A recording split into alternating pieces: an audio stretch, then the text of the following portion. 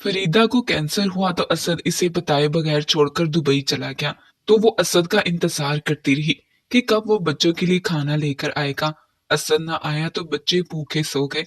फरीदा की हालत दिन ब दिन इतनी बुरी होती गई कि वो चलने से भी कासिर थी और बच्चे लोगों के घरों में जांगते रहते कि कहीं से कोई रोटी मिल जाए। यूं 5 साल गुजरे तो असद को लगा कि अब तक तो फरीदा मर चुकी होगी और वो पाकिस्तान वापस आया तो जैसे ही घर में कदम रखा इसकी रूह लर्ज गई। अरे तू अभी तक यूं ही बिस्तर तोड़ रही है। तुझे कितनी मर्तबा कहा है कि मेरे आने से पहले गरम गरम चपाती तवे पर डाल दिया कर। एक तो थका हारा काम से घर आता हूँ, सारा दिन का भूखा, होटल से भी कुछ लेकर नहीं खाता कि जो पैसे बचेंगे वो तुझे और तेरी इस निकम्मी हड हराम औलाद को रात का खाना खिला दूंगा। और तू है कि तुझे मेरी फिक्र ही नहीं। जब देखो बिस्तर पर पड़ी ऊँगती रहती है। ये नहीं कि शोहर घर आ रहा है इसके लिए कुछ खाना ही बना दो। असद मारे गुस्से के भभरा हुआ इसके सर पर खड़ा था, मगर फरीदा को तो इस कदर तेज बुखार था कि वो अपने मुंह से कुछ बोल भी नहीं पा रही थी। इसका चेहरा बुखार की शिद्दत से सुर्ख हो रहा था और लब कपकपा रहे थे। वो कुछ कहना चाहती थी मगर जुबान साथ ही नहीं दे रही थी।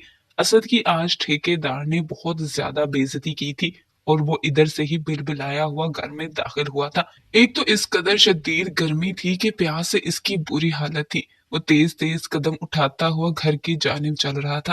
रास्ते में कोई रिक्शा भी नहीं पकड़ सकता था कि अगर रिक्शा ले लिया तो घर में लकड़ियां कैसे जलेंगी। जब तक घर पहुंचा प्यास से बेहाल हो चुका था। घर में दाखिल होते ही इसने सबसे पहले सहन में रखी हुई कच्ची मिट्टी पर घड़ों को देखा। पास ही स्टील का गिलास पड़ा था। उठाकर फौरन ही घड़े को उल्टा ताकि पानी पी सके, मगर ये क्या, घड़ा तो खाली था। ये देखकर तो वो मजीद तप चुका था। कैसी औरत थी ये फरीदा जिसने अभी तक घड़ा ही नहीं भरा था। वो गुस्से से बिलबिलाते हुए स्टील का गिलास उठाए कमरे में दाखिल हुआ और जोर से गिलास फर्श पर दे मारा। बच्चे जो अम्मा के इर्द गिर्द बैठे थे सहम कर कांप उठे थे, जबकि फरीदा यूं ही बेसुध सी बिस्तर पर पड़ी थी। शोहर की आवाज सुनकर तो इसका दिल भी दहल चुका था, मगर हिम्मत ही कहाँ थी जो कुछ बोल पाती। असद इसे बातें सुनाए जा रहा था, इसे लापरवाह और कामचोर बीवी जैसे अल्फाज से नवाज रहा था, मगर वो तो जैसे बेहोशी की हालत में ये सब कुछ सुनती जा रही थी। वो खुद ही सहन में आया और नलके से पानी निकालकर पीने लगा। अभी तक फरीदा अपने बिस्तर से नहीं उठी थी और ये बात इसे मजीद आग बबूला कर रही थी। वो वहीं सहन में खड़ा अपने सर पर ठंडा पानी डालते हुए चिल्लाया था। वो गाली देते हुए कहने लगा कि अगर अगले 1 मिनट में उठकर तूने मुझे खाना ना दिया तो देखना मैं तेरा क्या हश्र करता हूँ। असद की बड़ी बेटी जिसकी उम्र 8-9 साल थी, बाप की ये धमकी सुनकर तो कांप उठी थी।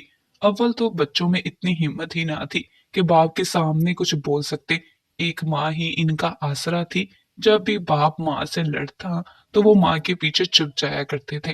फिर जब तक बाप सो ना जाता वो अपनी जगह से हिलते भी ना थे।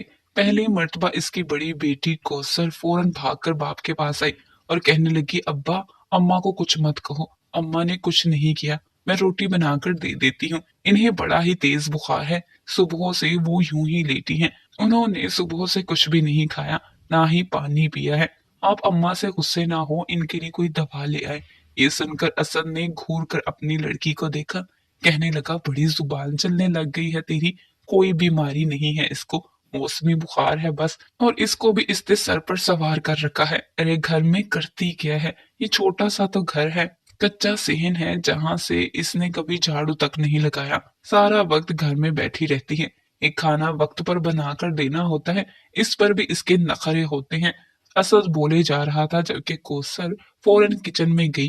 देखा तो सिर्फ इतना ही आटा बचा था कि 2 रोटियां बन पाती। आज तक इसने रोटी नहीं बनाई थी, मगर बनाना जरूरी थी, वरना अब्बा तो न जाने क्या फसाद खड़ा कर देता। कौसर ने छोटे छोटे पेड़े उठाए और जैसी तैसी रोटी बनाने लगी। रोटी उठा चुकी तो उससे याद आया कि अभी तक तो इसने आग ही नहीं जलाई थी। वहीं असद गुस्से से कौसर पर चिल्ला रहा था कि मनहूस मारी, तू भी अपनी माँ ही की तरह हर काम लेट ही करती है। अभी तक तुझसे एक रोटी नहीं बनाई गई। मैं यहाँ भूख से तड़प रहा हूँ। तुम लोगों के लिए सारा दिन बाहर खज्जल होता रहता हूँ और तुम लोग मुझे वक्त पर खाना तक नहीं दे सकती। कौसर की आंखों से तो आंसू निकल आए थे। इसने बनाई हुई रोटी को दोबारा वापस प्लेट में रखा और लकड़ियों से आग जलाने लगी। मट्टी का तेल भी खत्म हो चुका था, आग जल नहीं रही थी, उल्टा धुआं ही धुआं हो रहा था। पूरा घर धुएं से भर गया था। तो असद की आंखों से भी धुएं की कड़वाहट से पानी आ चुका था। वो गुस्से से भपरे हुए शेर की तरह किचन में दाखिल हुआ और अंधेरे में ही अपने पैर की ठोकर कौसर को मारी। कौसर तो बेचारी इस अंधेरे में इस जलते बुझते चूल्हे पर ही जा गिरी थी। इसकी कमर और बाजू जल चुका था, मगर वो इसके बावजूद फौरन खुद को सहलाती हुई उठकर एक जानिब हो गई। असद खुद ही लकड़ियों को जलाकर इस पर रोटी बनाने लगा और कौसर को गालियां देते हुए कहने लगा कि दफा हो जाओ यहाँ से, एक काम नहीं कर सकती, बस फरमाइशें करवा लो तुम लोगों से, अब शक्ल गुम कर यहाँ से। कौसर रोती हुई वापस अपनी माँ के पास आ गई और दबी दबी सिसकियों से रोने लगी। इससे छोटे इसके 3-4 भाई इसके पास बैठे रो रहे थे। इसे छोटी 7 साला रिमशा ने जब इसके कांधे और कमर से जले हुए कपड़े देखे तो परेशान सी हो गई।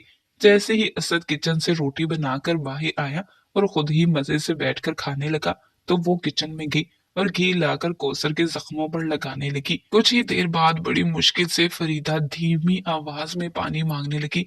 कौसर ने जब ये सुना तो उठकर बाहर गई और पानी लाकर माँ के लबों को लगाया। पानी पीकर फरीदा को थोड़ी बहुत ताकत मिली थी। इससे शदीद कमजोरी महसूस हो रही थी। असद खाना खाकर वहीं चारपाई पर चत लेट चुका था। इसके पास ही आधी रोटी बची पड़ी थी। भूख तो बच्चों को भी लगी थी, मगर माँ की ये हालत देखी तो बच्चों ने वो रोटी लाकर माँ को खिलाना शुरू कर दी। खाना खाकर फरीदा की आंखें कुछ खुली थी, बुखार की हिद्दत भी कुछ कम हुई तो इसने कौसर को एक नजर देखा। इसका वजूद झुलसा हुआ था। इसने बच्चों से दरियाफ्त किया तो कुछ देर पहले जो कुछ हुआ था बच्चे वो सब माँ को बताने लगे। फरीदा को तो गुस्सा आ चुका था। वो कहने लगी कि ये बाप है या हैवान, कोई जानवर भी अपने बच्चों के साथ ये सलूक नहीं करता। मुझ पर ना सही, कम अज कम अपने बच्चों पर तो रहम कर लिया करो। फरीदा को बोलता सुनकर असद कमरे में चला आया और एक मर्तबा फिर इस पर चलाने लगा। दोनों के बीच लड़ाई शुरू हो चुकी थी और बच्चे एक तरफ बैठे रो रहे थे। असद कहने लगा कि जब मुझे खाना बनाकर देने का वक्त था तब तो अध मरी पड़ी थी, और अब जब मैं खुद ही बनाकर खा चुका हूँ तब तुम में जान आ गई है। फरीदा रोने लगी थी, कहने लगी कि तुम मुझे डॉक्टर के पास क्यों नहीं लेकर जाते, न जाने मुझे क्या होता जा रहा है। मेरी तबीयत दिन ब दिन खराब होती जा रही है, न मेरी आंखें खुलती हैं, ना ही मुझसे कोई काम होता है। मेरा इलाज करवाओगे तो ही मैं तुम्हारी काम कर पाऊंगी ना। असद खामोशी से वहां से निकल चुका था। इसे सिर्फ और सिर्फ खुद से मतलब था। बीवी बच्चों से तो इससे कोई सरोकार ही ना था। बच्चे पैदा करके तो जैसे इसने फरीदा पर कोई एहसान ही किया था, जो एक वक्त का खाना लाकर दे देता। इस पर भी 100 बातें सुनाया करता था और बच्चे रोते सिसकते हुए वो खाना खा लिया करते थे। फरीदा की तबीयत बेहद खराब हो रही थी। ये देखकर असद को भी इस पर तरस आने लगा। एक रोज इसे कहने लगा कि चलो मैं तुम्हें बड़े डॉक्टर के पास लेकर जाता हूँ, ताकि पता तो चले कि आखिर तुम्हें कोई बीमारी है भी या सिर्फ तुम ड्रामे बाजियां करती हो। फरीदा का तो दिल कट कर रह चुका था, मगर खैर कर भी क्या सकती थी। वो शोहर के साथ डॉक्टर के पास चली गई। डॉक्टर ने जो हालत फरीदा की देखी और फिर चंद सवालात करने के बाद जब कुछ टेस्ट लिखवाए तो इनकी रकम काफी ज्यादा थी। असद ने तो हाथ उठा दिए थे, कहने लगा मेरे पास इतनी रकम नहीं जो मैं तुम्हारे ऊपर लगाता फिरूं। गले में जो सोने का लॉकेट पहन रखा है वो ही उतार कर दे दो, बेच कर तुम्हारी टेस्ट करवा लूंगा। वो लॉकेट फरीदा की मरहूमा माँ की निशानी थी, मगर अब हो भी कह सकता था। वो अस्पताल में मौजूद थे, इसलिए इसने वो लॉकेट उतार कर अपने शोहर को दे दिया, जिसे बेच कर फरीदा के टेस्ट करवाए। जब टेस्ट की रिपोर्ट आई तो फरीदा घर पर ही मौजूद थी। असद खुद ही मजदूरी करने के बाद डॉक्टर से रिपोर्ट लेने गया था, तो डॉक्टर ने जो बात इसे बताई वो सुनकर वो एक पल को साकित रह गया था। डॉक्टर कहने लगे कि फरीदा को कैंसर है, आपको जल्द अज जल्द इसका इलाज करवाना शुरू करना होगा, वरना इनकी जान को खतरा हो सकता है और फिर हम आपकी कोई मदद नहीं कर सकेंगे। तमाम तर डॉक्टर की हदायत सुनने के बाद डॉक्टर ने इसे दवाइयों की पर्ची दी थी। वो सारी दवाइयां कमोबेश 15 से 20 हजार के दरमियान की थी। इसने डॉक्टर से दवाइयों की पर्ची ले ली और अस्पताल से बाहर निकल आया। एक पल को तो इसका वजूद कांपा था, भले ही वो जरा गुस्से का तेज था और फरीदा को बातें सुनाया करता था, मगर जो भी था वो इसकी बीवी थी। जिंदगी के 10-12 साल इसने फरीदा के साथ गुजारे थे। शक्लो सूरत की भी बड़ी ही अच्छी थी। मगर जब से ये बीमारी इसे लगी थी, इसका रंग सांवला सा होता चला जा रहा था। वो काफी कमजोर और हर वक्त बुझी बुझी सी रहने लगी थी। पहले जैसी रौनक इसके चेहरे पर नहीं थी। और वैसे भी जिस गुर्बत की चक्की में वो पिस रहे थे, ऐसी हालत में भला किसे प्यार और मोहब्बत और इत्तेफाक याद रहता है। बहरहाल डॉक्टर ने जो इलाज का बिल इसे बनाकर दिया था, वो तो अगर अपने घर को बेच देता, अपनी सारी जमा पूंजी, बीवी का जेवर तक लगा देता, फिर भी कैंसर का इलाज नहीं करवा सकता था। दवाइयों के खर्चे अलग थे और फिर जो अस्पतालों में जाकर सेशंस होने थे वो अलग थे। ये सोच सोच कर असद एक नतीजे पर पहुंचा। इसने रिपोर्टों को रास्ते में फाड़कर कचरे में फेंक दिया और घर चला आया। ऐसा करते हुए एक मर्तबा भी इसके वजूद में कभी नहीं आई थी। घर आया तो फरीदा इसी के इंतजार में बैठी थी। आज इसकी तबीयत कुछ बेहतर थी तो इसने इसके आने से पहले ही खाना तैयार कर दिया था। असद घर आया तो इसने सबसे पहले इसे गर्मा गर्म खाना दिया और कहने लगी कि सौदा सल्फ खत्म हो चुका है, तुम कल राशन ले आना, घर में आटा भी नहीं बचा, जो था इससे ये खाना बना दिया है। असद खामोशी से इसकी हर एक बात सुनता रहा। जब असद कुछ ना बोला तो फरीदा खुद ही कहने लगी कि आज मेरी रिपोर्ट्स आनी थी, क्या आया है इन रिपोर्ट्स में, या तुम अस्पताल गए ही नहीं हो। ये सुनकर असद ने एक घूरी डालकर फरीदा को देखा और कहने लगा, तू मुझे सुकून से रोटी खाने देगी या नहीं?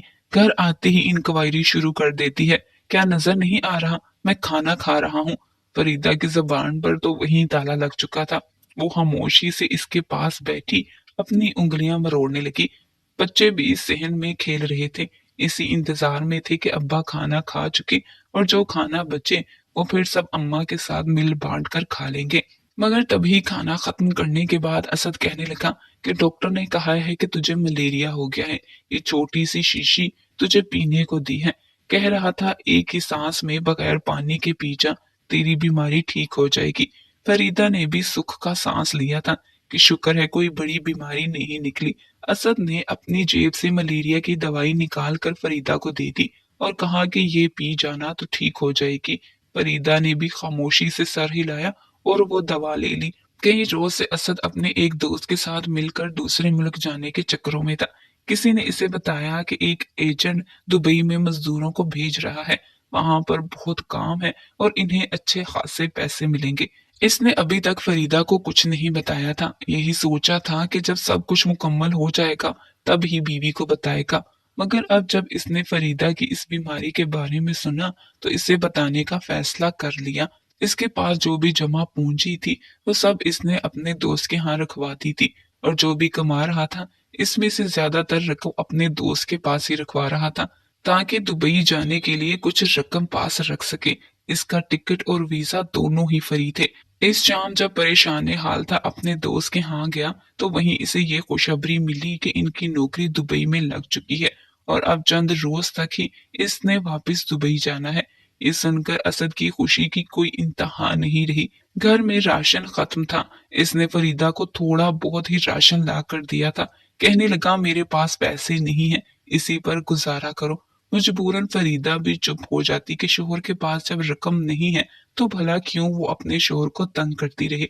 वो खुद भूखी रह लेती और अपने शोहर को आधी आधी रोटी करके खाने को दे दिया करती ताकि वो भूखे न रह सकें। एक रोज सुबह सुबह असद उठा तो बड़ा ही खुश था, अपने कपड़े पहने तैयार हुआ। फरीदा इसे गौर से देख रही थी। कहने लगी क्या बात है असद, आज तो बड़े तैयार हो रहे हो, ऐसे तो तुम कभी ईद पर भी तैयार नहीं होते। ये सुनकर असद फौरन एक उचाट सी नजर फरीदा पर डालकर कहने लगा, आज ठेकेदार ने हमें दावत पर बुलाया है, इसलिए हम पहले दावत करेंगे, इसके बाद काम करेंगे। फरीदा खुश हो गई, फिर कहने लगी कि मेरे और बच्चों की तरफ भी ध्यान कर लेना, घर में राशन बिल्कुल खत्म है, आज रात आप राशन लाओगे तो ही हम पेट भर कर खा सकेंगे। मैं नहीं चाहती कि मेरे बच्चे आज रात भूखे सोएं। ये सुनकर असद कहने लगा कि फिक्र ना कर, मैं आज राशन ले आऊंगा। ये सुनकर फरीदा मुत्तमिन हो गई, मगर न जाने क्यों इसे दाल में कुछ काला लग रहा था। बहरहाल असद ने एक नजर फरीदा पर डाली और फिर बच्चों को देखा और घर से बाहर निकल चुका था। बच्चे यही समझ रहे थे कि अब्बा मजदूरी करने गया है। फरीदा का भी यही अंदाजा था कि शोहर शाम को राशन ले आएगा, मगर इसे कहाँ खबर थी कि इसका शोहर तो इसे हमेशा हमेशा के लिए छोड़कर दुबई जा चुका है। असद अपने दोस्तों के हमरा दुबई जा चुका था, मगर इधर रात हो चुकी थी। हर सू अंधेरा फैल रहा था और असद अभी तक घर नहीं आया था। बच्चों ने दिन से कुछ भी नहीं खाया था। भूख से इनकी बुरी हालत थी। बार बार अम्मा से सवाल करते, अब्बा कहाँ रह गया? पहले तो कभी इतनी देर नहीं लगाता, मगर उनकी अजानों से पहले घर आ जाया करता था। फरीदा भी परेशान थी। तबीयत इसकी भी बड़ी खराब हो रही थी। बार बार खांसते हुए वो गली से बाहर झांक कर देखती। इसके साथ काम करने वाले सभी मजदूर जो इसी गांव में रहते थे, वो तो वापस आ चुके थे, मगर आज न जाने असद कहाँ रह गया था। इसकी तो कोई खबर ही ना थी। मजबूरन इस रात बच्चों को भूखा ही सोना पड़ा। बच्चे तो भूख से सो गए, जबकि फरीदा के जहन में कई वसवसे आ रहे थे। आज से पहले ऐसे कभी नहीं हुआ था कि असद घर ना आया हो। पहले तो इसे ये परेशानी हुई कि कहीं असद को कोई नुकसान ना पहुंचा हो, मगर जब इसने पड़ोस के शफीक भाई से पूछा कि असद कहाँ है, वो कल रात से घर ही वापस नहीं आया, तो वो कहने लगा कि पता नहीं, वो तो कल काम पर भी नहीं आया था, बल्कि कल ही ठेकेदार से बात करके काम छोड़ चुका था। कह रहा था कि मुझे एक और जगह अच्छा काम मिल गया है। हमसे भी बड़े नखरे से बात करता हुआ चला गया। ये सुनकर तो फरीदा के हाथ पांव फूले थे कि आखिर इसका शोहर कहाँ जा सकता है, वो भी बगैर बताए। बच्चे भूख से बिलक रहे थे। इसने पड़ोस से बच्चों के लिए कुछ खाना मांगा, तो पड़ोस की औरत ने इसे खाने के लिए कुछ खाना दे दिया। इसने थोड़ा बहुत खाया और बाकी अपने बच्चों में तकसीम कर दिया, मगर इसे परेशानी हो रही थी कि आखिर असद कहाँ जा सकता है। वहीं दूसरी जानिब दुबई में असद की अच्छी नौकरी लग चुकी थी। कर तो वहां भी मजदूरी ही रहा था, मगर वहां पर इससे कम मेहनत पर ज्यादा पैसे मिल रहे थे। वो होश था, इसके पास अच्छी खासी रकम आ रही थी, जबकि यहाँ इसके बच्चे भूख से बिलक रहे थे। बच्चों की भूख से ये हालत हो गई कि पड़ोस के जिस घर से भी खाने की खुशबू आती, तो वो इस घर में झांकने लगते कि शायद ही किसी को इनकी शक्लों पर रहम आ जाए और तरस खा कर ही वो कुछ खाने को इन बच्चों को दे दे। जिनको इन बच्चों के मैले और फटे कपड़े देखकर रहम आ जाता, वो इनको खाने के लिए कुछ दे देते, वरना इन्हें भूखा ही सोना पड़ता। कहीं से उड़ती हुई ये खबर भी फरीदा को मिल ही गई कि इसका शोहर दूसरे मुल्क जा चुका है और वहां पर अच्छी नौकरी कर रहा है। बीवी बच्चों से तो इसने हर ताल्लुक ही तोड़ दिया है और कभी वापस नहीं आएगा। ये सुनकर इस रात फरीदा बहुत रोई थी कि इसके शोहर ने इसके साथ इतना बड़ा धोखा किया। इसे कैंसर था, ये इसे अभी भी नहीं पता था। इसे अपने बच्चों का मुस्तकबिल स्याह नजर आने लगा कि भला वो अपने बच्चों का पेट कैसे पालेगी, कैसे इनकी जिम्मेदारी उठा सकेगी। इसे अपने शोहर से नफरत महसूस हो रही थी। वक्त गुजरता गया और यूं 5 साल मुकम्मल हो गए। वहीं असद जो पैसे की रंगीनियां देख देख कर बिल्कुल ही भूल चुका था कि इसकी एक बीवी और बच्चे भी हैं। 5 साल मुकम्मल हुए तो बॉस ने पुराने वर्कर्स को शक की बुनियाद पर निकाल दिया, जिसमें असद भी शामिल था। इसके जहन में फरीदा का चेहरा उभरा। कहने लगा कि अब तक तो फरीदा मर चुकी होगी और न जाने इसके बच्चे कहाँ गलियों में भटक रहे होंगे, जिंदा भी होंगे कि नहीं। बहरहाल इसे इस बात से कोई फर्क नहीं पड़ता था। तो 5 साल बाद वापिस पाकिस्तान लौटा तो सीधा अपने घर चला आया। जैसे ही घर के दरवाजे में कदम रखा, इसे जो मंजर दिखाई दिया, इसके पैरों के नीचे से जमीन निकल चुकी थी। क्या ये इसका घर था? इसका घर तो कच्चे सहन वाला था। खुली सी जगह थी और एक ही कमरा बना था, वो भी मिट्टी और ईंटों का। इसकी तो इतनी जरूरत ही ना थी कि इस घर को प्लस्तर ही कर सकता, मगर यहाँ तो फर्श पर मार्बल लगी हुई थी। सामने बड़ा ही खूबसूरत फूलों पौधों से सजा हुआ सहन था। फिर खूबसूरत कुशादा दालान, जहाँ पर एक कतार में बहुत सारी सिलाई मशीनें पड़ी हुई थी। हर मशीन के आगे कुर्सी लगी हुई थी और वहां पर गांव की 20 बच्चियां बैठी हुई सिलाई सीख रही थी।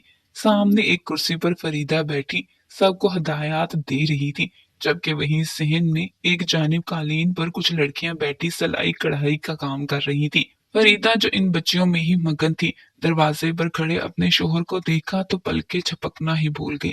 असद चलता हुआ फरीदा के पास आया और कहने लगा कि फरीदा, तुम जिंदा हो, तुम मरी नहीं। तुम्हें तो कैंसर था, मैंने तो सोचा था कि तुम मर चुकी होगी। अगले ही पल सन्नाटेदार थप्पड़ असद के चेहरे पर लग चुका था। गांव की सारी लड़कियां इस जानिब देखने लगी थी। फरीदा कहने लगी कि क्यों आए हो तुम? वापिस दफा हो जाओ इस घर से। दोबारा यहाँ पर कदम मत रखना, वरना तुम्हें पुलिस के हवाले कर दूंगी। कोई रिश्ता नहीं है तुम्हारा हमसे। असद तो भौंकला चुका था। क्या ये वही फरीदा थी जिसे वो बीमारी की हालत में छोड़कर गया था? बीवी का रोब और जलाल देखकर तो इसे परेशानी होने लगी। वो बीवी से मुआफी मांगने लगा, कहने लगा कि मेरी बात तो सुनो, मैं तुम लोगों के लिए बहुत कुछ लाया हूँ। मैं तो तुम लोगों के लिए बाहर गया था, मगर फरीदा ने हाथ उठाकर चुप करवा दिया। कहने लगी कि मेरा और मेरे बच्चों का तुम्हारी जात से कोई वास्ता नहीं। तुम जिस हालत में हमें छोड़कर गए थे, वही असल सबूत है कि तुम्हें हमारी कितनी फिक्र थी। इनके घर से शोर की आवाज सुनकर मोहल्ले वाले भी इकट्ठे हो चुके थे। जब असद को वहां देखा गया तो हर कोई लान तान करने लगा और धक्के देकर इस गांव से बाहर निकालने लगा। कहने लगे कि खबरदार, जो तुमने फरीदा को दोबारा डराने धमकाने की या इस घर में दाखिल होने की कोशिश की। असद तो सर पकड़कर बैठ चुका था। अब गांव वालों से पता चला कि इसके जाने के बाद फरीदा ने अपने बच्चों की खातिर लोगों के कपड़े सिलाई करने शुरू कर दिए थे। वो इस कदर अच्छी सिलाई करती कि गांव की लड़कियां इसके पास कपड़े सिलाई कढ़ाई सीखने आने लगी। एक इदारे की मैडम भी इसके पास आई और इसे अपने एक इदारे में सिलाई कढ़ाई सिखाने वाली टीचर के तौर पर रख लिया। वो हफ्ते के 6 दिन वहां पर सिखाती और फिर इतवार वाले दिन गांव की बच्चियों को सिलाई कढ़ाई सिखाया करती। इसके बच्चे बड़े स्कूलों में पढ़ रहे थे। रही बात इसके कैंसर की, तो वो तो खुद ब खुद ही इसके जिस्म से खत्म हो चुका था। जिस कदर भूख और अफलास इसने काटी थी, इसके जिस्म में मौजूद कैंसर के सारे जरासीम खुद ही खत्म हो चुके थे। अब असद पछता रहा था। दुबई जाने का भी सवाल पैदा नहीं होता था, क्योंकि इसकी नौकरी छूट चुकी थी। वो अक्सर काम में हेरा फेरी कर दिया करता था, जिसके बारे में बॉस को पता चल गया और यूं वो बीवी बच्चों से भी और दुबई की नौकरी से भी हाथ धो बैठा था।